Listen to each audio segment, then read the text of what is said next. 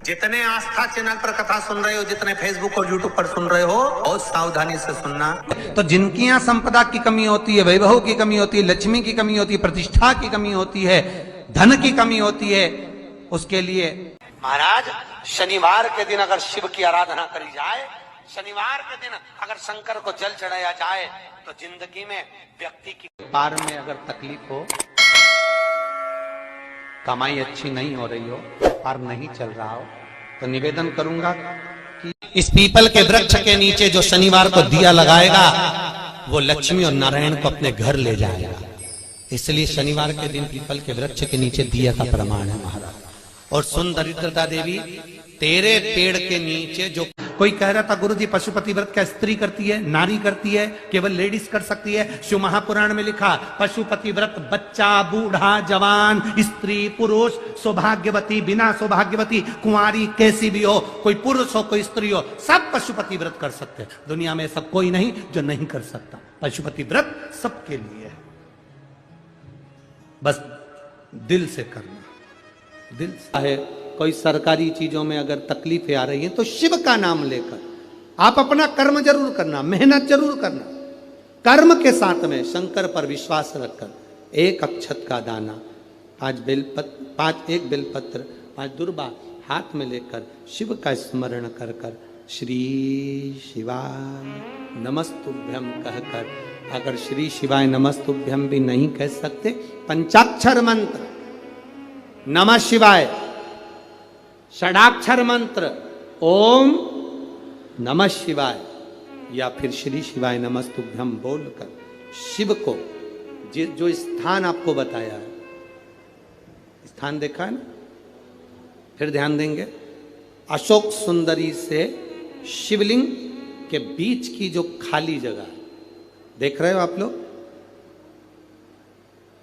एलईडीओं पर ध्यान देना, एलईडी और अपने अपने मोबाइल पर अगर आप कथा सुन रहे हो, या यहाँ पंडाल में कथा सुन रहे हो, या आस्था चैनल पर सुन रहे हो, तो वहाँ शिवलिंग, अशोक सुंदरी का स्थान, बीच में जो खाली जगह है, इस खाली जगह पर बेलपत्री और दुर्बा का जो पीछे का भाग है, वो पीछे का भाग अशोक सुंदर की ओर होना चाहिए।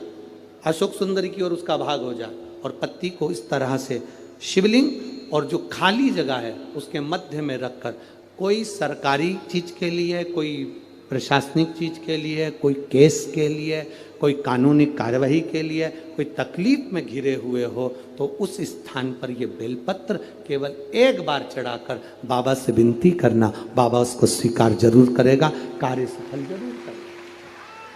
एक बेलपत्र शिव भक्ति के लिए, एक बेलपत्र की मूल। जब तुम्हें लगे कि 4-5 बीमारी घेर रही है, जब तुम्हें लगे कि ये तकलीफ आ रही है, जब तुम्हें लगे चारों तरफ से किसी ने घेर लिया, तब फिर किसी तीर्थ में, किसी नदी की पवित्रता में, किसी धाम में, किसी प्राचीन शिव मंदिर में, किसी देवालय में, किसी शिवालय में फिर जाकर फिर उस दीप को कहकर, बाबा दूर, मेरे भगवान से दूर। आप चाहते हो कि इस परीक्षा में मैं पास हो जाऊं, और बहुत जरूरी है मेरा पास होना, मैं बहुत बार दे चुका हूं, बहुत बार दे चुकी हूं, तो प्रयास करना।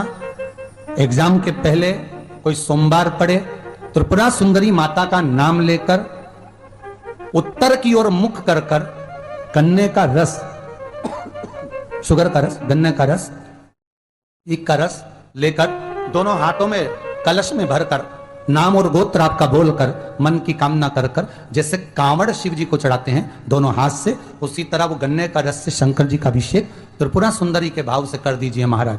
ऐसा कोई एग्जाम नहीं होगा जिसमें आप पास नहीं हो सकते, निकल ही जाओ, निकल ही जाओ। त्रिपुरा सुंदरी माता का स्मरण, मात्र स्मरण सुख का दे। 108 बाती का महत्व क्या है? दीपदान का महत्व क्या है? दीपदान का महत्व किसको कहते हैं?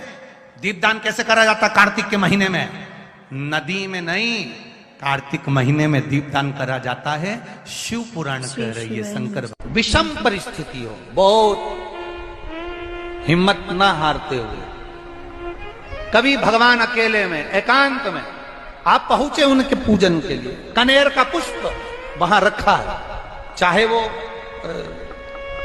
चाहे वो जलाधारी पर रखा हो, चाहे वो शिवलिंग के पास में रखा हो, शिवलिंग पर रखा हो, उस कनेर के पुष्प को अगर आप 5 जगह का स्पर्श कराकर अपने हृदय की बात कहकर वापिस महादेव को समर्पित कर देते हो, तो भी मेरा महादेव तुम्हारे दुख का निवारण कर देता है। अब वो 5 स्थान, गणेश